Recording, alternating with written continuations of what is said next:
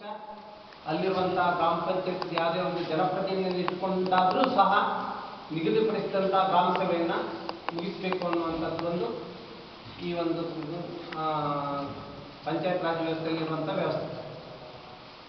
ಮಾನ್ಯರೇ, ಇಲ್ಲಿ ನಾನು ನಮಗೆ ಪ್ರಪ್ರಥಮವಾಗಿ ಒಂದು ವಿನಂತಿಯನ್ನು ಮಾಡಲಿಕ್ಕೆ ಇಷ್ಟಪಡ್ತೇನೆ.